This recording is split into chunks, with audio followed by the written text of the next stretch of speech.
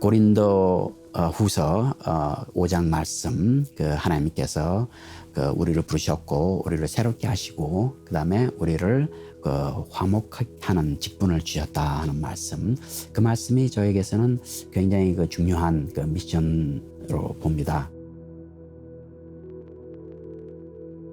신앙생활을 하면서 저희 신앙 가운데서 가장 좀 중요하게 생각하는 것이 이제 고린도후서 5장에 있는 말씀, 너희가 새로운 피조물이 되었다고 말하면서 너희가 하나님과 화해하고 또 어떤 화해의 직분을 가졌다라고 이렇게 얘기를 합니다. 저는 그 말씀이 저에게서 굉장히 중요한 말씀으로 받아들여지고 있어요. 그래서 우리가 믿는 사람들이 사실은 화해의 직분을 가졌다는 것, 그래서 저희 신앙 가운데서 항상 그것을 실천하려고 좀 노력을 합니다.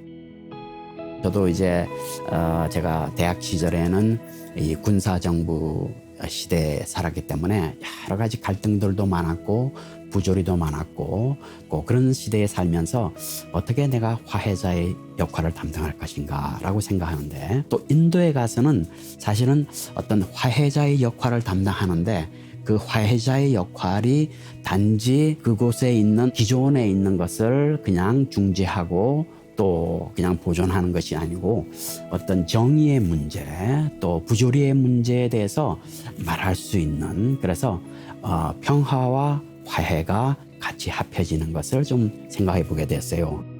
이제 시편 85편에 있는 말씀 보게 되면은 righteousness and peace will kiss each other.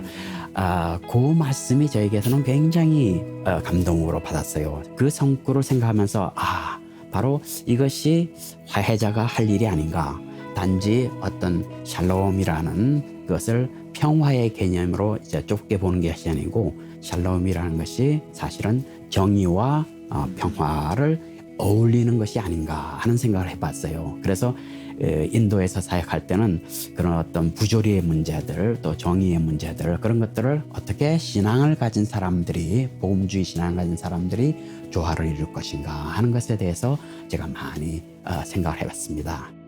그런 분야에 대해서 제가 믿음을 갖고 제가 중재자로서 화해자로서 어떻게 사역할 것인가 하는 것을 생각하는 가운데 저는 이제 공적 신학을 좀 연구하게 되고 또 평화와 화해, 그래서 Peace and Reconciliation 컨퍼런스를 이제 또 주도하게 되고, 그래서 그것을 통해서 서로 이제 학자들과 인터랙션을 하면서 또 특히나 이제 우리 한국의 관계에서는 사실은 남북한이 나눠져 있고 또 이 대한민국 내에서도 상당히 나눠져 있는 상황 가운데 있는데 그런 문제를 내가 어떻게 극복할 것인가 하는 문제에 대해서 공적 신학이 하나의 장을 열어주는 것이 아닌가 하는 생각들을 해보게 됩니다.